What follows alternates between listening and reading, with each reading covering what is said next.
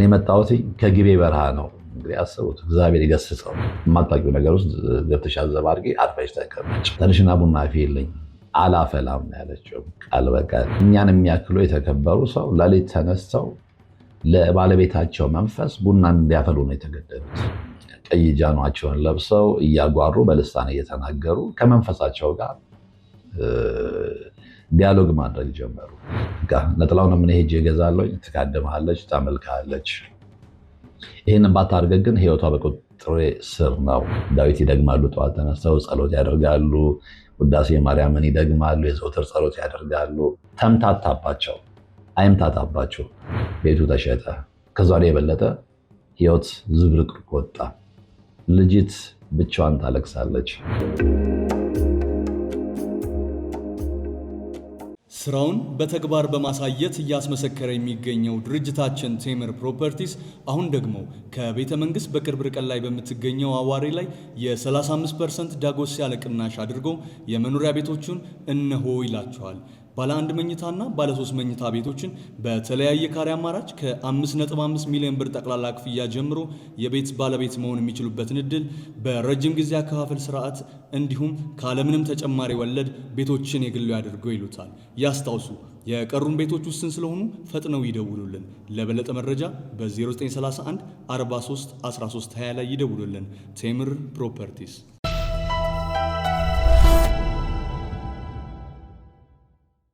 ሰላም ጤና ይስጥልን። በሀገር ውስጥና በመላው ዓለም የምትገኙ ወደ ቻናል ላይ ተከታታዮች ያው ዛሬም ተገናኝተናል በእግዚአብሔር ፍቃድ ማለት ነው። ለዛሬም እንግዲህ ከባለታሪክ የደረሰኝን ታሪክ ነው መልሼ የማቀርበው። ያው ብዙዎቻችሁን ስለሚያስተምር አንዱ ከሌላው ታሪክ ስለሚማር ማለት ነው። ዛሬ ግን ትንሽ ከጉንፋን ጋር በተያያዘ ድምፄ ለወጥ በማለቱ በቅድሚያ ይቅርታ ጠይቃለሁ። ቀጥታ ወደ ታሪክ ወስዳችኋለሁ። እንግዲህ እዚህ ቤተሰብ ውስጥ የተከሰተው ምንድነው? ጥሩ ቤተሰብ ነው። ሙሉ ቤተሰብ ስላችሁ እናት፣ አባት፣ ልጅ በፍቅር የሚኖሩበት ቤተሰብ ነው። ሰፈር ውስጥ ጥሩ የሆነ ማህበራዊ ህይወት አላቸው። ተወዳጆች ናቸው። ለሰው ችግር ደራሾች ናቸው። ራሳቸውን ጠብቀው ከማንም ጋር ሳይነካኩ ተከባብረው በመኖር የሚያምኑ ቤተሰቦች ናቸው። እናት፣ አባት፣ ልጅ፣ ሴት ልጅ ነች ያለችው ብቸኛ ልጃቸው። እሷንም ቢሆን በስለት ነው የወለዷት። ረጅም ዓመት ቆይተው ማለት ነው። እና በኋላ ምንድነው የሚሆነው? ሴትየዋ በጣም የዋህ ሩህሩህ ደግም ቢሆኑ ከአያታቸው የወረሱት የባዕድ አምልኮ አለ፣ ጨሌ ማምለክ ማለት ነው። ስለዚህ ጊዜ እየጠበቁ በተለይ አዲስ ዓመት መግቢያ ላይ ያንን የጨሌ ስነስርዓት ያካሂዳሉ እና አንዲት ልጅ ነች ያለችው ብያችኋለሁ። ልጃቸው አንዲት ልጅ ነች። በልጅነቷ ብዙ የምታስታውሰው ነገር አልነበረም። ነገር ግን ለአቅመ ሔዋን እየደረሰች ስትመጣ፣ ከዛም በፊትም ደግሞ እድሜዋ ነገሮችን ለማሰላሰል ነገሮችን ለማገናዘብ በሚበቃበት ሰዓት ላይ ቤት ውስጥ የምታየው ነገር በጣም ይረብሻታል። ምክንያቱም እሷ ከልጅነቷ ነው የሰንበት ተማሪ ሆነችው። ከልጅነቷ ነው የክርስቶስን መንገድ የተከተለችው። ከልጅነቷ ነው መንፈሳዊ ህይወት የገባትና እሷ የምትከተለው እሷ የገባት ህይወትና ቤተሰብ ውስጥ የሚሆነው ነገር በፍጹም ሊጣጣምላት አልቻለም። እና እናትየውን አላናገረቻቸው፣ አባቷን ያናገረቻቸው። ምንድን ነው እየሆነ ያለው? ይሄ እኮ ባዕድ አምልኮ ነው። ጨሌ አምልኮ ማለት እንዲህ ነው። ሰንበት ትምህርት ቤት ውስጥ የተማረችውን የምታውቀውንም እንዲሁም ደግሞ ጉባኤ ላይ የተማረች ሆነም ትናገራለች። እና አባት ይዋልላሉ በሁለት ልብ። አንደኛው ልጃቸው ሙሉ በሙሉ ትክክል እንደሆነች ይገባቸዋል። የምትናገረው ነገር ትክክል ነው። ነገር ግን ያንን ነገር ሙሉ በሙሉ እንዳያቆሙትና እንዳያጠፉት እንዳይከለክሉ ባለቤታቸው ላይ ያደረው መንፈስ ቤተሰቡን የሚያጠፋ መሰላቸው። አንዳንድ ጊዜ ተምራችሁም እንደ አልተማረ ሰው መሆን መጨረሻው መጥፎ ነው እና እኚህ ሰው ባይወላውሉ ኖሮ በቆራጥነት ክርስቶስን ብቻ ተማምነው ወደ እርምጃ ቢሄዱ ኖሮ ቤተሰቡ ላይ ደረሰው ነገር አይደርስም። ምን ደርሰው የሚለው በዝርዝር እነግራችኋለሁ። እና ይህን ሁሉ ነገር የምነግራችሁ ለምንድን ነው?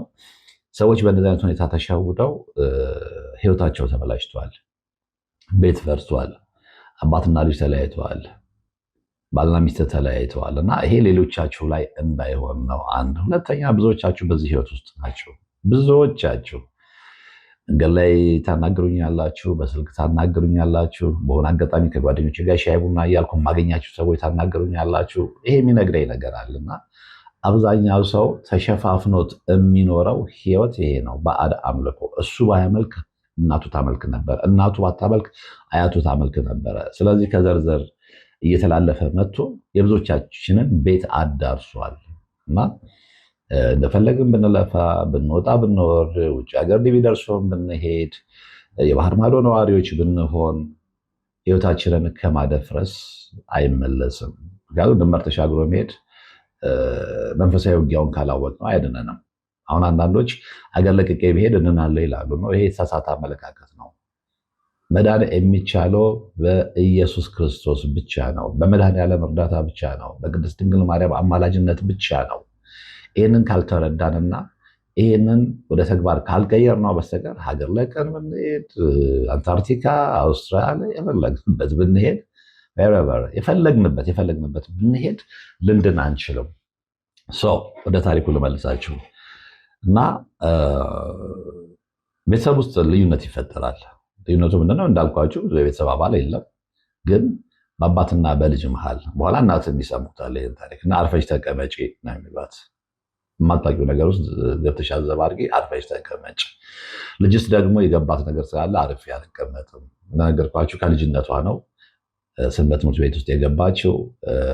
ሰንበት ትምህርት ቤት ውስጥ መግባት ብቻ አይደለም፣ ደርሶ መመለስ ብቻ አይደለም፣ ሲሪየስሊ ነበር ትምህርቱ የምትከታተለው። ከዛ ውጭ ከሰንበት ትምህርት ቤት ውጭ ቤቷ በምትሆንበት ሰዓት ላይ ቅዱሳን መጽሐፍትን ታነባለች። ይህ እንግዲህ አንዳንድ ጊዜ እግዚአብሔር አእምሯችንን ሲባርክ ነው። እግዚአብሔር ገና ከልጅነታችን ልቦናችንን ሲያበራልን ነው እና ቅዱሳን መጽሐፍትን ነው የምታነበው። እንደ እድሜ አቻዎቹ አይደለችም። ዓለማዊ ነገር አያታልላትም። ስለዚህ ቅዱሳን መጽሐፍትን፣ መጽሐፍ ቅዱስን፣ የጸሎት መጽሐፎችን እያነበበች ያደገች ልጅ ስለሆነች ይህን ነገር ኤክስትሪምሊ ነው የምትቃወመው። ባዕድ አምልኮ ነው ማለት ነው። እና ግን እሷ ብትቃወመው ቤቱ አልጠፋም።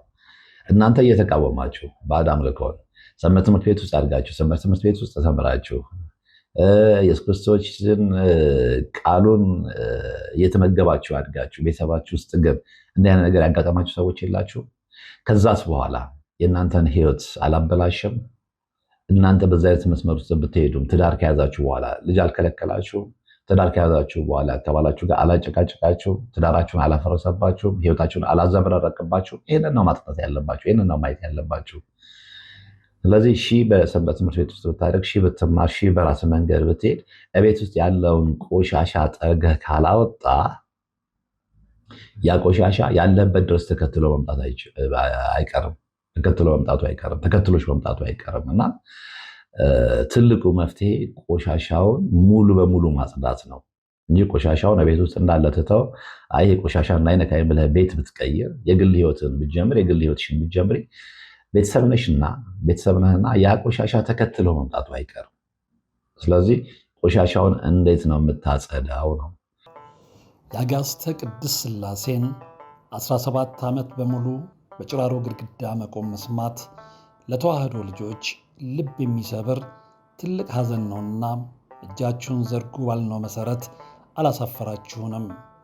ፈጣን ምላሻችሁ የቅድስት ሥላሴን ቤት እንድንሠራ ያሰብነውን እንድንፈጽም ኃይልና ብርታት ሆኖን ይኸው መሠረቱን ጀምረናል። የረዳችሁንን ሁሉ እያመሰገን አትርሱን ያሉ አባቶችን ምርቃት አስቀድመን ጅምሩ ከፍጻሜ እንዲደርስ አሁንም አብራችሁን ሆኑ ስንል እንማጸናለን። አብረን እንደጀመርነው አብረን እንጨርሰዋለን። ድጋፋችሁ አይለየን። በድጋሚ በአባቶች ስም እናመሰግናለን። የአጋዕዝተ ቅድስት ሥላሴ ቤተ ክርስቲያን አሰሪ ኮሚቴ። ቆሻሻውን ልታጸዳ የምትችለው ከምንጩ ነው። ምንጩ ጋር ሄደ የምንጩን ባለቤቶች አስተምረ የምንጩን ባለቤቶች ነግረ እንደሚጎዳ እነሱን ብቻ ሳይሆን አንተንም ከነሱ የተወለዱትም የዘር ማንዘርን እንደሚያጠፋ አሳምነ ለንስሐ ሕይወት መልሰ ለቅዱስ ቁርባን አብቅተህ ካልሆነ በስተቀር ሀገር በመቀየር አሜሪካ በመሄድ አውሮፓ በመሄድ ነው አይሆንም። የማይሆነው ለምንድን ነው? ብዙዎች አሁንም አውሮፓና አሜሪካ፣ ሌሎችም አረብ ሀገራትም እንግዲህ ኢትዮጵያኖች ያልተበተንበት የለም እንደ ምድር አሸዋ። ስለዚህ ባለንበትም ቦታ ላይ ሆነ የቤተሰቦቻችን የዛር መንፈስ እረፍት እየነሳን ነው። ህይወት እያበላሸ ነው። ትዳር እየበጠበጠ ነው። ገንዘብ እያሳጣ ነው። አመድ አፋሽ እያደረገ ነው።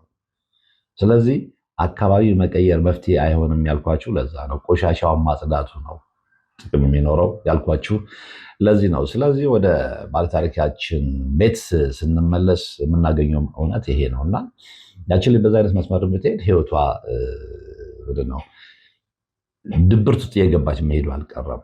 ታውቀዋለች የባዕድ አምልኮን ውጤቱን፣ ያም ደግሞ በጣም መጥፎ የሆነ የጨለማ ህይወቱን ታውቀዋለች እና በፍጹም ከእናቷም ጋር ከአባቷም ጋር መስማማት አልቻለችም። ብዙም ደግሞ ያን ይፈልጋል። ማበጣበጥ አንደኛው ዓላማው ነው አይደለ? ቤተሰብን ማበጣበጥ። ስለዚህ ያ ተጨምሮ በረቂቅ ሴራ ቤተሰቡን መበጣበጥ ጀመረ። ልጅት በዚህ የተነሳ አንዴ አክስቶቿ ጋር ትሄዳለች፣ አንዴ አጎቶቿ ጋር ትሄዳለች፣ ተመልሳ ደግሞ ቤቷ ትመጣለች። እንዲህ እያለች ህይወቷ መግፋት ትጀምራለች። አንድ ቀን ለሊት 9 ሰዓት ላይ እናት ይነሱና ማጓራት ይጀምራሉ። እንግዲህ መንፈሱ ተነስቶባቸው ማለት ነው። ተደናግጦ ቤተሰቡ ይነሳል። ይህች ልጅ ለሊት ተነስተሽ ቡና አፍይ ትባላለች። እንደው መንፈሱ ቀጥታ እሷን ያላት፣ አንቺ ከማን ትበልጫለሽ? ተነሽና ቡና አፍይልኝ። አላፈላም ነው ያለችው ቃል በቃል። ምክንያቱም እሷ በትክክል ክርስቶስ የገባት የክርስቶስ ቃል የገባት የክርስቶስ ህይወትና እውነት የገባት ልጅ ስለሆነች አላፈላም እና ጸብ ይጀመራል። በዚህ መሀል ነው አባት ጣልቃ የገቡት። ይህንን ነው የምላቸው። የምትፈሩ ከሆነ አድኑ። የምትፈሩ ከሆነ እነውም መንፈሱ ሳይኮሎጂካሊ አእምሯችሁን ስለሚያውቀው ሁሌ በፍርሃት እየተጫወተባችሁ የእሱ ባሪያ እንድትሆኑ ነው የሚያደርጋችሁ። እና አባት እነሱና ግዴታ ምንድነው ቃል በቃል የተነገረኝ ነው የሚያደርጋችሁ። ጌታዬ ገለታ ይግባ፣ ግድ የለም እሷን ተዋት። አንተ የምትፈልገው ለእኔ ያሟላልሃለሁ፣ አንተ የምትፈልገው ለእኔ ያደርግልሃለሁ። እንግዲህ እኛን የሚያክሉ የተከበሩ ሰው ሌሊት ተነስተው ለባለቤታቸው መንፈስ ቡና እንዲያፈሉ ነው የተገደዱት። ቡና ፈሉ፣ ወቀጡ፣ ብላሉ፣ ካደሙ። ከዛ በኋላ ቃለ ምልልሱ ተጀመረ። በማ በሰውየውና ሴትዮዋ ላይ ባደረው መንፈስ መካከል።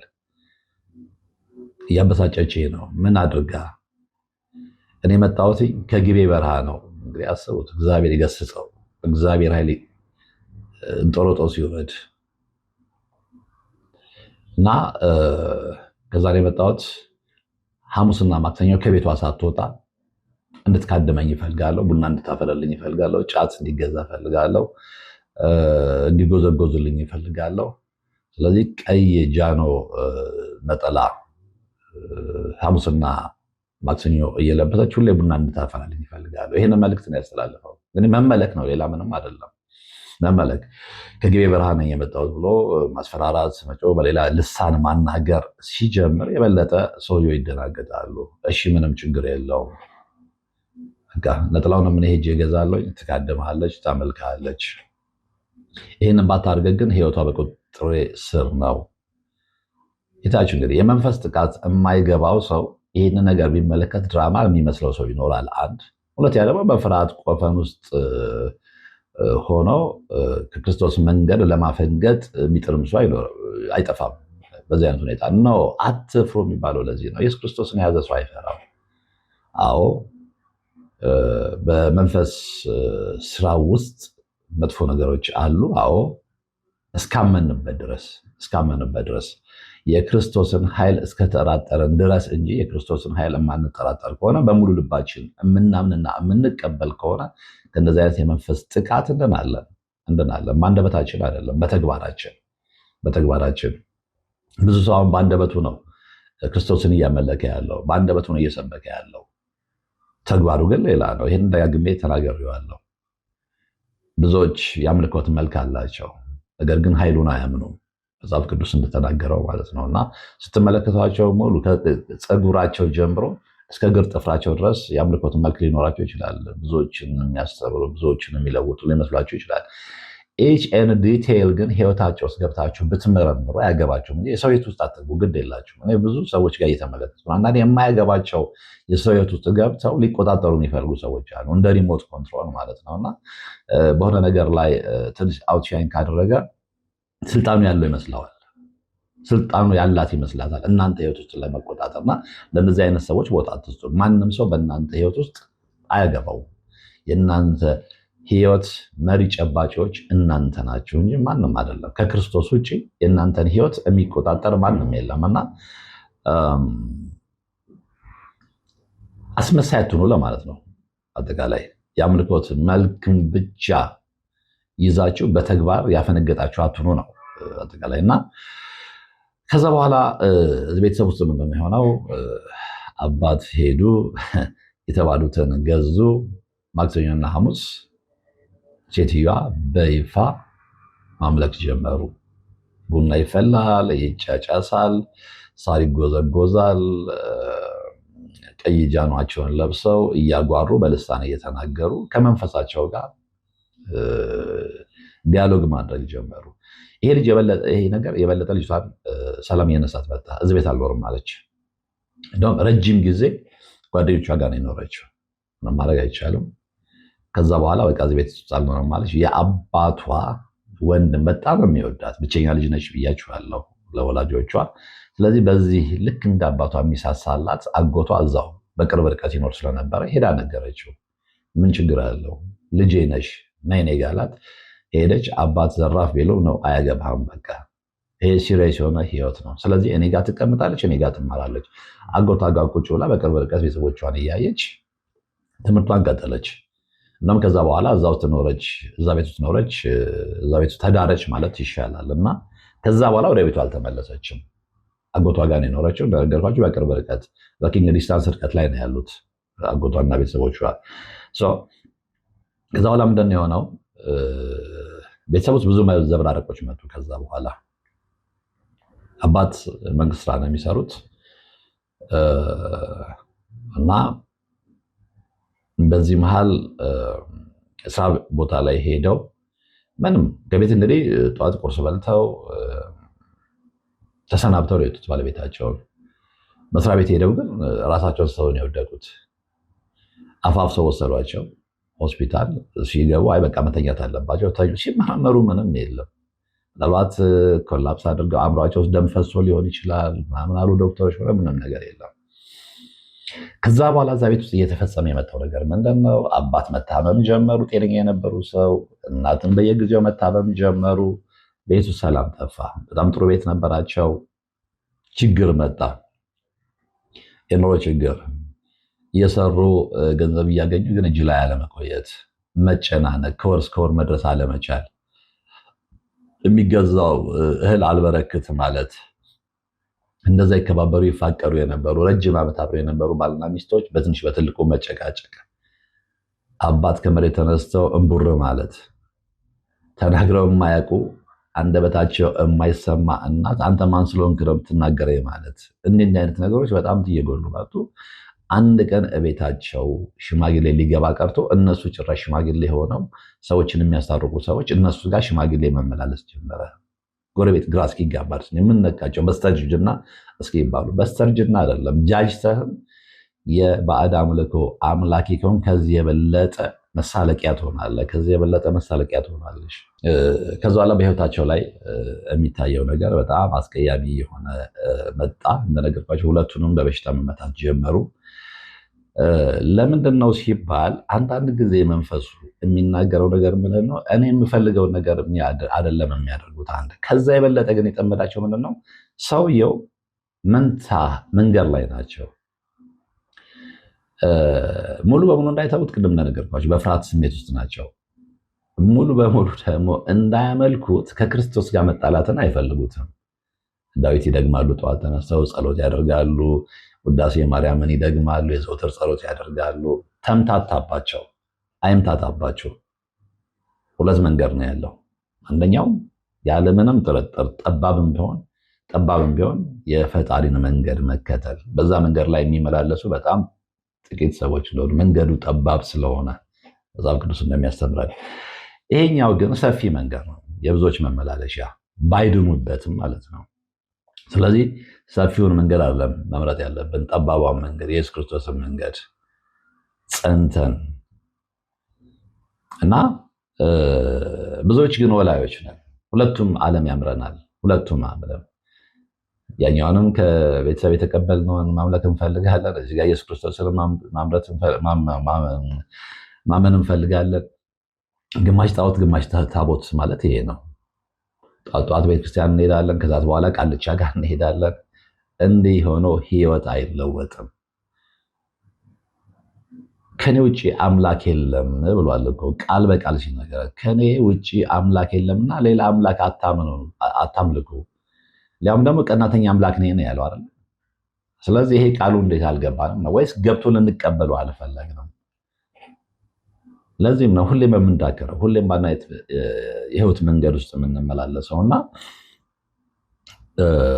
የበለጠ እንግዲህ መንፈሱ እየጨከነ የመጣው ለምንድን ነው? በዛ ቤተሰብ ላይ ሰውየው መንታ መንገድ ላይ ቆሙ። 50-50 አልወሰኑም። እንደውም አንዴ ግልጽ ተናግሯል። አንተ የኛ አይደለም ትክደናለህ። ስለዚህ አንተ እንደምትከዳን ስለምናቅ ሙሉ በሙሉ ወደኛ እስካልመጣ ድረስ ቤተሰብን እናሰቃያለን፣ ሰላም አንሰጥህም፣ እንበጠብጥሃለን፣ እንበትናለን፣ ቤትን እናፈርሳለን። ሰውየው ይህንን ሲባሉ አሁንም መወሰን አልቻሉ። ምክንያቱም እዚህ ጋር መንፈስ ያስፈራራል፣ እዛ ጋር ሙሉ በሙሉ በእግዚአብሔር ለማመን ልባቸውን ማሳመን አልቻሉም። እንዲህ የሆነ የበለጠ ህይወት እየተበላሸ መጣ። የበለጠ እሳቸውን ለበሽታ መጋለጥ ጀመሩ። ሴትዮዋም እንደዛው እና በዚህ መሀል ምን ይሆናል? ሴትዮዋ ሲሪየስሊ ይታመሙና ሆስፒታል ይገባሉ። ተመረመሩ፣ ምንም ነገር የለም። በነገራችን ላይ በጣም ሴቪየር የሆነ ህመምን ብትታመሙ ሐኪሞች አልትራሳውንድ፣ ሲቲ ስካን፣ ሌላውን ምርመራ አድርገውላችሁ በሽታችሁ አልተገኘም ከተባለ መንፈስ ለመሆኑ ቅንጣት እንዳትጠራጠሩ። ቅንጣት አንዳንድ ጊዜ እንግዲህ የፈውስ ቦታዎች ላይ መንፈስ ሲናገር ሰማላችሁ። ይህን ያህል ጊዜ በቢላ አስተለተልኳት፣ ይህን ያህል ጊዜ ውጭ ያስወጣኋት፣ ዓላማ የሱ ነበር። ገንዘብ ላስወጣው፣ ገንዘብ ላስወጣት፣ ቤቱን ላሸጠው፣ ቤቷን ላሸጣት፣ ተሳክቶልኝ መጨረሻ ላይ ተያዝኩኝ ሲል ሰምታችሁ አታውቁ? ይሄ ተረት አይደለም፣ ይሄ እውነት ነው። የእርኩስ መንፈስ አሰራር የገባችሁ ሰዎች ይገባችኋል። ሆስፒታል ተመላልሳችሁ ቤታችሁን ሸጣችሁ ኢን ሚሊየን ከከፈላችሁ በኋላ ባዷችሁን ስትቀሩ ወይ በጸበል የተያዘው መንፈስ ሊጋለጥ ይችላል። ቤታችሁ ሁሉ ነገራችሁን ከሳጣችሁ በኋላ ማለት ነውና እዚህም ቤተሰብ ላይ የሆነው ይሄ ነው። ሴትዮዋ ገቡ፣ ታዩ፣ ምንም ነገር የለም። በኋላ አካባቢ ግን በአንድ ጎናቸው ላይ የሆነ እብጠት ተገኘ። እያበጠ መጠ መግል ተቋጥሯል ተባሉ። ከዛ በሱ በኦፕራሲዮን በትንሹ እንትን ብለውላቸው ፈነዳ። የሚገርማችሁ ብቻቸው ነበር አንድ ክፍል ያስተኛቸው። ምክንያቱም የዛ የእባጩ ፍሳሽ ሽታ ማንንም ሰው ማስቀረብ አይፈልገው ነበረ። የሴጣን መጫወቻ ስትሆኑ እንደዚህ ነው። በየምክንያቱ ሰው እንዳይቀርባችሁ፣ ሽታ እንድታመጡ፣ እንድትበሳጩ፣ እጃችሁ ላይ ምንም ነገር እንዳይኖር ነው የሚያደርጋችሁ። ረጅም ጊዜ ሆስፒታል ተኙ። ገንዘብ አለቀ፣ ማሳከሚያ ጠፋ። አማራጭ ስላልነበረ ያንን የመሰለ በስንት ጊዜ ቁብም ጥለው ለፍተው ምን ብለው በመንግስት ሰራተኛ ደሞዝ የሰሩትን ቤት እንዲሸጡ ነው የተገደዱት። ቤቱ ተሸጠ። ከዛ ላይ የበለጠ ህይወት ዝብርቅርቅ ወጣ። ልጅት ብቻዋን ታለቅሳለች። በፍጹም ቤቱ መሸጥ እንዳልነበረበት፣ ያው የቤተሰቡ ቅርስ ነው ኦፍኮርስ። ግን እዛ ቤት ውስጥ የልጅነት ትዝታ ስለነበራት ብዙ ነገሮችን ስላሳለፈች ቤቱ ከተሸጠ በኋላ ቅስሟ ዋሉ ስብርብር አለ። ቤቱም ተሸጦም ግን ለእናትየው ክፍያ ከዋለ በኋላ እጃቸው ላይ የተረፈው በጣም ጥቂት ገንዘብ ነው። ምንም ማድረግ አልቻሉም። ከዛ ያነሰ ቤት እንዲገዙ ነው የተገደሉት። ፊት ከነበሩበት ቤት አማራጭ የለም፣ ያው መጠለያ ስለሚያስፈልግ ማለት ነው። እንደዛም ሆኖ ሰላም አልመጣም።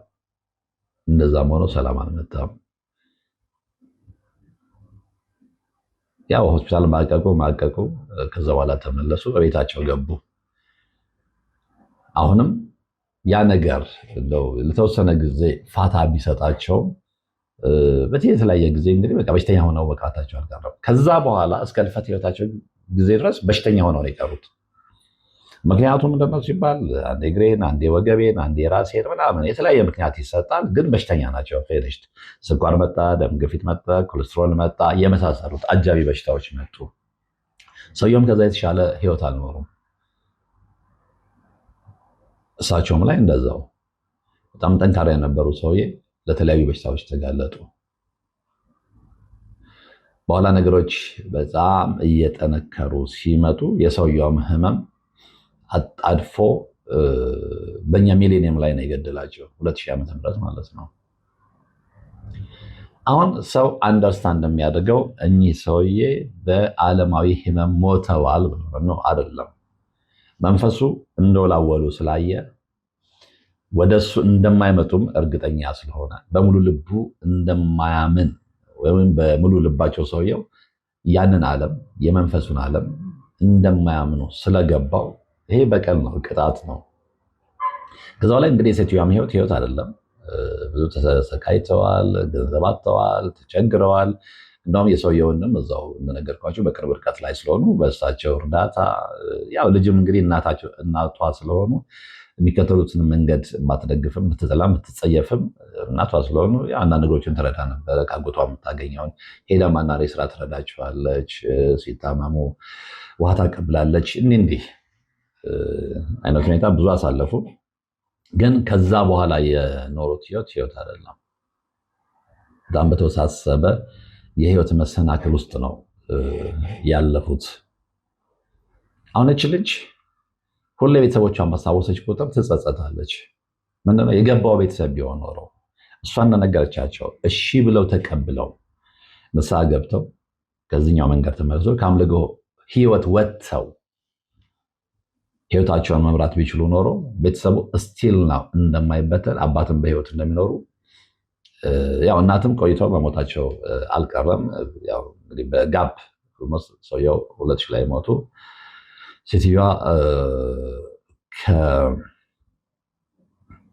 ከ15 ዓመት በኋላ አልሞስት በ15 ዓመት ነው ምናምን 2015 ላይ ነው የሞቱት። ባልየው 2000 ዓመተ ምህረት ላይ ሞተው ሴትዮዋ 2015 ላይ ማለት ነው። ከዛ በኋላ 15 ዓመት ነው የቆዩት። ይሄም የልጅቷን ቅስም ይሰብራል። እናትና አባትን ማጣት ሊያውን ደግሞ በማይሆን መንገድ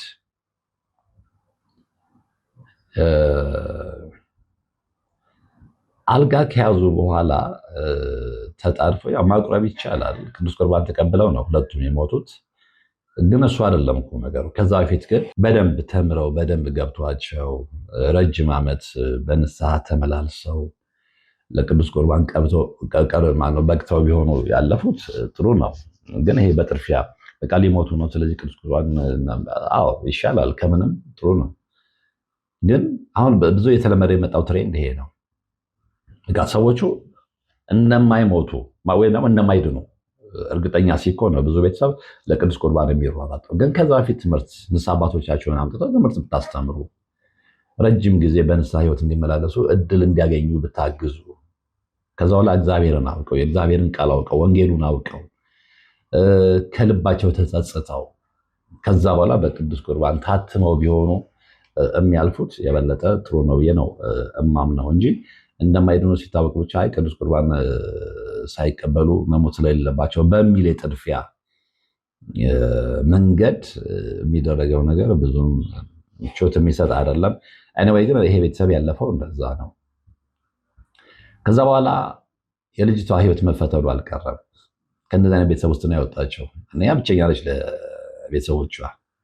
ስለዚህ እንደ ጥላ እየጋረደ በየመንገዷ ላይ እየዘጋባት መፈተኑ አልቀረም። ግን ከልጅነቷ ጀምሮ የገባት ልጅ ስለሆነች ማድረግ ያለባትን ስለምታደርግ፣ ስለምጸልይ፣ ስለምትጾም፣ ሁሌም እንደምንለው መጠሪያ ስለምትቀጠቅጥ፣ ስለምትቆርብ፣ ስለምትጾም እየታገለች ነው ያለችው። አሁን እች ልጅ ካለ ኃጢአቷ ነው የተፈረደባት። አሁን ዋናው ላስተላለፍላቸው የፈለጉትን መልእክት ይሄ ነው። ይህች ልጅ እየተቀጣች ያለችው በሷ ኢንተረስት አይደለም። እሷም እንደውም ክርስቶስን የምትፈልግ የክርስቶስን ቃል ከልጅነቷ ጀምሮ እየበላች ያደገች ልጅ ነች። እሱም ነው ያቆያትም እያኖራትም ያለው በጸጋው እንጂ እንደ ቤተሰቦቿ ሁኔታ ቢሆን እች ልጅ በምድር ላይ እንድትኖርም አይፈቀድላትም። ወይ ብን ብላ ወደ አንዱ ሀገር ትጠፋለች፣ ወይ አእምሯን ትስታለች። የመሳሰለው ብዙዎቹ ከባዕድ አምልኮ የመጡ ልጆች አይታችሁ ከሆነ ሜንታል ስቴቢሊቲ የላቸውም፣ የአእምሮ መረጋጋት የላቸውም። ለአእምሮ ቀውስ ይዳረጋሉ፣ መንፈሱ ስለሚቆጣጠራቸው። ከዛ ወይ አንዱ ጸበል ቱር ብለው ይሄዳሉ፣ ከዛ ይጠፋሉ፣ በሰንሰለት ይታሰራሉ፣ የመሳሰለው ነገር ማለት ነው። እና ይች ልጅ ግን በጽናት ያለች ልጅ ስለሆነች ህይወቷን አንዳንድ ሊፈትን ቢሞክርም የትዳር ህይወቷን ሊዘጋ ቢሞክርም እንግዲህ ኦልሞስት እድሜዋ ደርሷል። ግን ትዳር ይመጣል ይሄዳል። ከሰዎች ትተዋወቃለች፣ ይርቋታል፣ ወይ እሷ ትቀርባለች፣ ያስጠሏታል። ይሄ ያለ ነው። እነዚህ ገጥሟችሁ አያውቅም? በጣም ቆንጆዎች ሆናችሁ የትኛውም ወንድ የሚመኛችሁ አይነት ሆናችሁ ልክ ትዳርን ስትመኙ በህይወታችሁ ውስጥ ሰው ይገባል። ከዛ በኋላ ወይ እሱ ታስጠሉታላችሁ ወይ እናንተ እሱ ያስጠላችኋል። ስለዚህ እድሜያችሁን ነው የሚበላው። ማን መንፈስ እንድታገቡ አይፈልግም። የዓይነ ጥላ መንፈሱ ነው ደግሞ እሱ ሞር ከቤተሰብ የሚመጣው ማለት ነው። እና ያ መንፈስ ተሳስቦ አይደለ ሲመጣ አንዱ ብቻ አይመጣም፣ ኮተቱን ይዞ ነው የሚመጣው። ስለዚህ ትዳር የምትፈልጉ እንደተመኛችሁት የተባረከ ትዳር አታገኙም። እንደው ተሳክቶላችሁ እንኳን ትዳሩን ብትይዙት ልጅ የማግኘት ፕሮባቢሊቲ ላይኖራችሁ ይችላል። ልጅ የማግኘት ፕሮባቢሊቲ ኖራችሁ ልጅ ብትወልዱ እንኳን በእንደዚህ አይነት መስመር ውስጥ የመጡ ልጆች አውቲስት የመሆን እድላቸው የሰፋ ነው። ስለ አውቲዝም ብዙዎቻችሁ ታውቃላችሁ። እና ይሄ ሁሉ እንዳይሆን ነው እዚህ ጋር ቁጭ ብዬ የምነግራችሁ። በባዕድ አምልኮ ህይወት የተበተበ ሰው ህይወቱ ሁሌም ከመከራ አይወጣም። ሁሌም ደስታ አልባ ነው። ሁሌም የተረጋጋ ህይወት አይኖረውም። ሁሌ ሰላምን ይናፍቃል፣ ግን አያገኘውም። አሁን ብዙዎቻችሁ እዛ ህይወት ውስጥ ናቸው። ገንዘብ አላችሁ፣ አዎ። መኪና አላችሁ፣ አዎ። ቤት አላችሁ፣ አዎ። ሰዎች ከውጭ ሲመለከቷችሁ የሞላችሁ የተረፋችሁ ትመስላላችሁ፣ አዎ። ውስጣችሁ ሲፈተሽ ግን ባዶች ናቸው። ከይቅርታ ጋር ለቃሉ ይቅርታ፣ እውነቱን መነጋገር ስላለብን ነው። ምክንያቱም ህይወታችሁ ውስጥ ሌላ ደባል ማንነት ስላለ፣ ደባል ማንነት። ያ ደባል ማንነት እስካለ ገንዘብ ቢኖርህ፣ መኪና ቢኖርህ፣ ህንፃ ብትሰራ፣ ፎቅ ሺህ ቦታ ብትተክል ህይወትህ ሰላም አይኖረውም። ስለዚህ ያን ሁሉ ነገር ይዘህ ያለ ሰላም የምትኖረው ህይወት ምንድን ነው የሚጠቅምህ? ምንድን ነው የሚረባህ ነው? ይሄ ለሁላችሁም ነው፣ ለሁላችሁም። ምክንያቱም ምንም ነገር ቢኖር ያለ መድኃኒታችን ኢየሱስ ክርስቶስ ባዶ ነው። ባዶ ህይወትን መኖር የሚፈልግ ሰው፣ ሰላሙን ማጣጣም የሚፈልግ ሰው፣ የሰከነ የተረጋጋ ህይወት መኖር የሚፈልግ ሰው ምንም ይኖረው ምን በኢየሱስ ክርስቶስ መንገድ ነው መሄድ ያለበት፣ በቃሉ ነው መኖር ያለበት። ከዛ ውጭ ግን ገንዘብ ስታሳድር ኖረ፣ ገንዘብ ስታሳድር ትሞታለህ። ምናልባትም አንዳንዶቻችሁ ለንስሐ ህይወት ሳትበቁ፣ ይሄ ደግሞ የሞት ሞት ነው። ስለዚህ ህይወታችሁ በምድር ላይ እስከቆያችሁ ድረስ ህይወታችሁ የተረጋጋ ሰላም ያለው ጭቅጭቅ አልባ በልጆች የተባረከ እንዲሆን የምትፈልጉ ቤተሰቦች ስለ እግዚአብሔር ብላችሁ እቤታችሁ ውስጥ ያለውን ቆሻሻ አጽዱ። ይገባችኋል? እቤታችሁ ውስጥ ያለውን ቆሻሻ አጽዱ። እቤታችሁ ውስጥ ያለውን ቆሻሻ ብቻ ሳይሆን ዘር ማንዘራችሁ ውስጥ ያለውን ቆሻሻ አጽዱ። ብዙዎቻችን ቤት ቆሻሻ አለ፣ አሁንም ያልጸዳ ቆሻሻ አለ፣ ተጠርጎ መውጣት ያለበት። ተጠርጎ መውጣት ብቻ አይደለም፣ ተጠርጎ ወጥቶ ተቆልሎ መቃጠል ያለበት።